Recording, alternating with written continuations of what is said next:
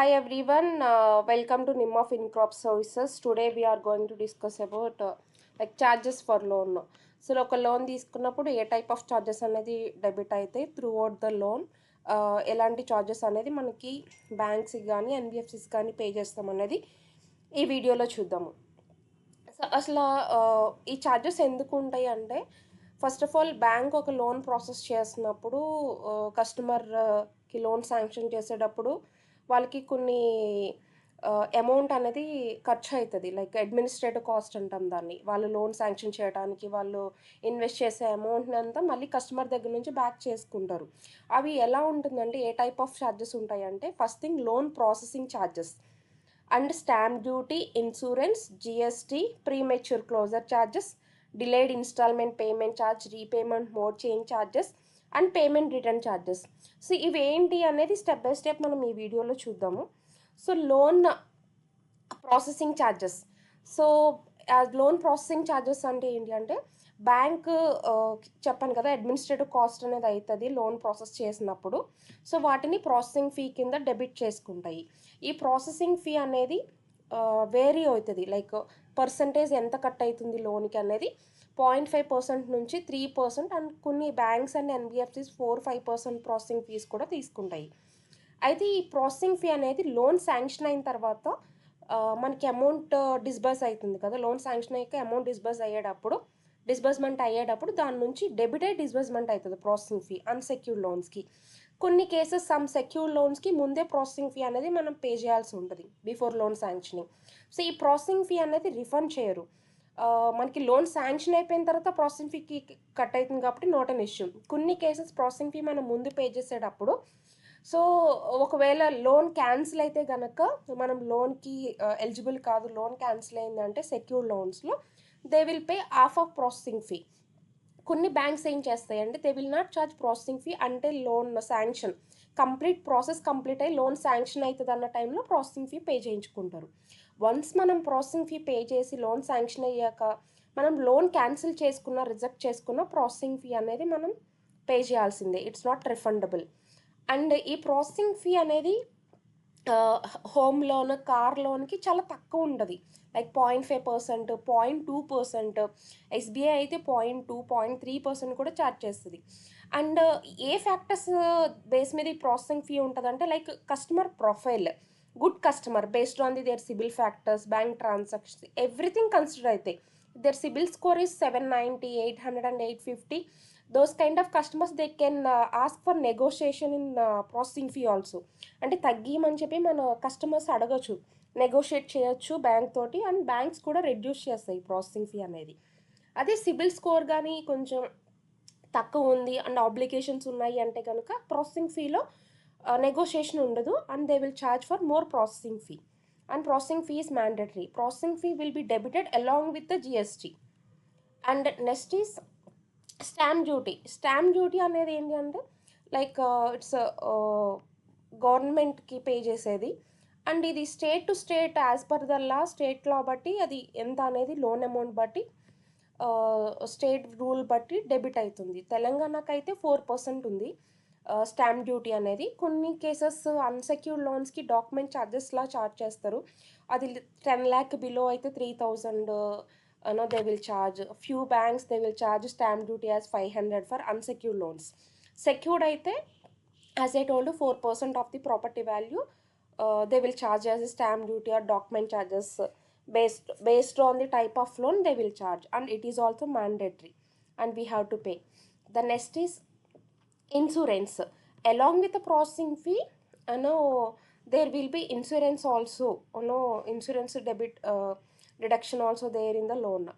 మనకి loan credit అయిన తర్వాత ఒక శాంక్షన్ లెటర్ అనేది వస్తుంది మన మెయిల్కి. ఆ శాంక్షన్ లెటర్లో వాళ్ళు క్లియర్గా మెన్షన్ చేస్తారు లోన్ అమౌంట్ ఎంత, ఎన్ని టెన్యూర్స్, ఎంత ప్రాసెసింగ్ ఫీ కట్ అయింది, ఇన్సూరెన్స్ ఎంత పర్సంటేజ్ కట్ అయింది అని. సో ఇన్సూరెన్స్ తీసుకోవడం మ్యాండేటరీయా, మనకి ఏమైనా హెల్ప్ అవుతుందా ఇన్సూరెన్స్ తీసుకుంటే? ఎస్, ఫర్ షూర్ ఇన్సూరెన్స్ తీసుకోవడం వల్ల హెల్ప్ అవుతుంది. ఈ లోన్ నుంచి ఈ బ్యాంక్స్ కానీ ఎన్బిఎఫ్సిస్ కానీ ఏం చేస్తాయి అంటే along with the processing fee they will charge 2% as insurance. And 2% అనేది ఫిక్స్డ్ ఏం కాదు, డిపెండ్స్ ఆన్ ద ఇన్సూరెన్స్ ఆ బ్యాంక్స్ ఏ టైప్ ఆఫ్ ఇన్సూరెన్స్తో టైఅప్ అయ్యాయి దాని బేస్ మీద ఈ పర్సంటేజ్ అనేది డిపెండ్ అవుతుంది.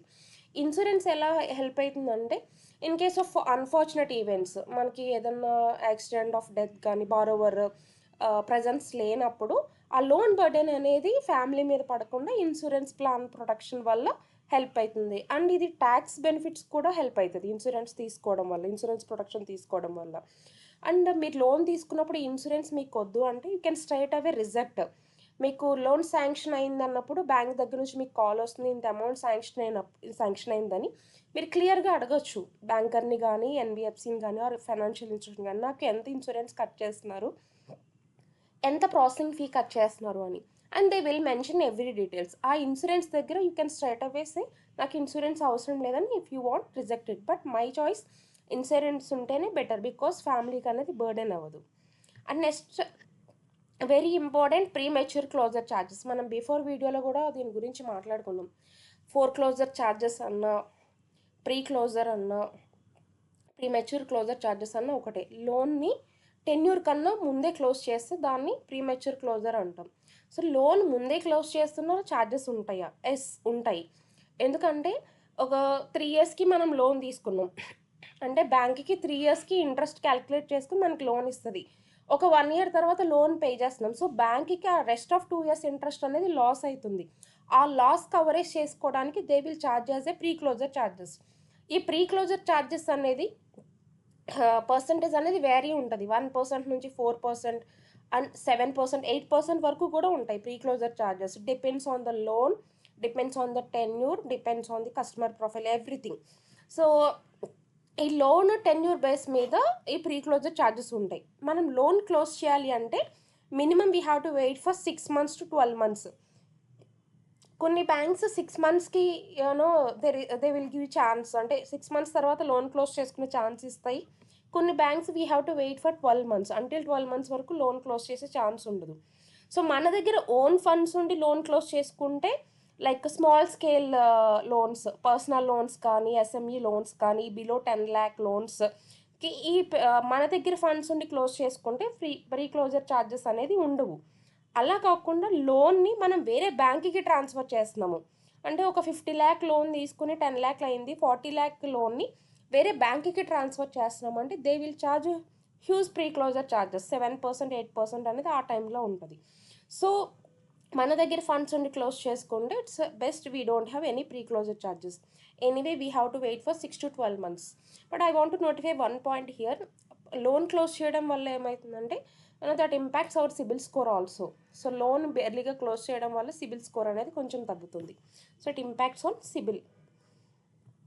సో ఇంకా అదర్ ఛార్జెస్ ఏముంటాయంటే లైక్ ట్యాక్సెస్ చెప్పా కదా, ప్రతి దానికి కూడా ట్యాక్స్ అనేది కామన్ ఉంటుంది. ఇప్పుడు వరకు ఏ లోన్ మెన్షన్ చేసినా processing fee, pre closure charges or stamp duties, ఎవ్రీథింగ్కి ట్యాక్సెస్ అనేది యాడ్ అవుతుంది. సో అలాంగ్ విత్ ట్యాక్సెస్ మనం ఆ డిడక్షన్ అనేది ఉంటుంది. బౌన్స్ ఛార్జెస్ అంటే లైక్ ఎవ్రీ మంత్ మనం ఈఎంఐ పే చేస్తాం, అకౌంట్ నుంచి డెబిట్ అవుతుంది, రైట్? సో అకౌంట్లో సఫిషియంట్ ఫండ్ లేదు అంటే కనుక ఆ అమౌంట్ అనేది డెబిట్ అవ్వదు. So it show as a bounce, మనం ఇచ్చిన చెక్ అనేది రిటర్న్ అవుతుంది, బౌన్స్ అవుతుంది. అలా బౌన్స్ అయినందుకు దే విల్ ఛార్జ్ 450 నుంచి 1250 వరకు ఉంటుంది, depends on bank. And again it's depends on type of bank. మీరు తీసుకున్న లోన్ ఏ బ్యాంక్ నుంచి తీసుకున్నారు, ఏ ఎన్బిఎఫ్సి నుంచి తీసుకున్నారు, ఎంత అమౌంట్ తీసుకున్నారు, దాని అన్ని బేస్ చూసి బౌన్స్ ఛార్జెస్ అనేది ఉంటాయి.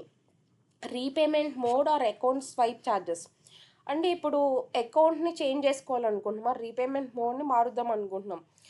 లైక్ కొటాక్ బ్యాంక్ నుంచి మీకు ఈఎంఐ డెబిట్ అవుతుంది ఫర్ ఎగ్జాంపుల్, మీరు హెచ్డిఎఫ్సి బ్యాంక్కి మూవ్ చేసుకోవాలనుకుంటున్నారు, దీన్ని అకౌంట్ స్వైప్ అంటాం. సో ఇలా స్వాప్ చేసుకున్నప్పుడు కూడా ఛార్జెస్ పే చేయాల్సి ఉంటుంది. అది చాలా తక్కువనే ఉంటుంది, 500, 600 ఆ కాస్ట్లో ఉంటుంది. Delay payment charges, so every month మనం పే చేసి ఈఎంఐ డిలే పే చేస్తున్నాం. ఫర్ ఎగ్జాంపుల్ 4th పే చేయాల్సింది 10th పే చేస్తున్నాం, అలా ఎవ్రీ మంత్ డిలే అవుతుంది పేమెంట్. సో ఆ డిలే ఎన్ని డేస్ ఉంది, 5 days ఆర్ 6 days, ఈచ్ డేకి 50 నుంచి 100 రూపీస్ లేట్ పేమెంట్ ఛార్జెస్ కింద యాడ్ చేసి ఆ డేస్ పేమెంట్ అన్ని క్వార్టర్లీ కానీ ఇయర్లీ కానీ బ్యాంక్స్ అనేది అకౌంట్ నుంచి డెబిట్ చేసుకుంటాయి.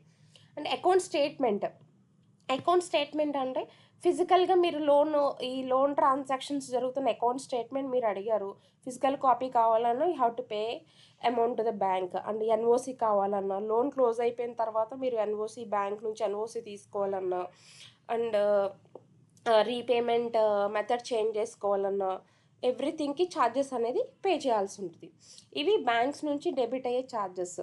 ఇవి జనరల్ ఛార్జెస్. ఇప్పటివరకు నేను చెప్పిందని జనరల్ ఛార్జెస్. ఎస్పెషల్లీ బిజినెస్ లోన్లో సెక్యూర్ లోన్స్కి, term loans, working capitals, cash credit, ఈ టైప్ ఆఫ్ లోన్స్ ఉంటాయి. సో వాటికి ఛార్జెస్ అడిషనల్ ఉంటాయి. మనం తీసుకునే అమౌంట్ బట్టే ఛార్జెస్ అనేది కూడా డిపెండ్ అవుతుంది. లోన్ అమౌంట్ పెరిగే కొద్దీ ఛార్జెస్ ఇంక్రీజ్ అవుతాయి, బ్యాంక్ నుంచి కండిషన్స్ ఇంక్రీజ్ అవుతాయి, ఎవ్రీథింగ్ ఇంక్రీజ్ అవుతుంది. So that is what the charges banks ఎలా ఛార్జ్ చేస్తాయి ఏంటి అనేది దిస్ ఇస్ వాట్ వీడియో.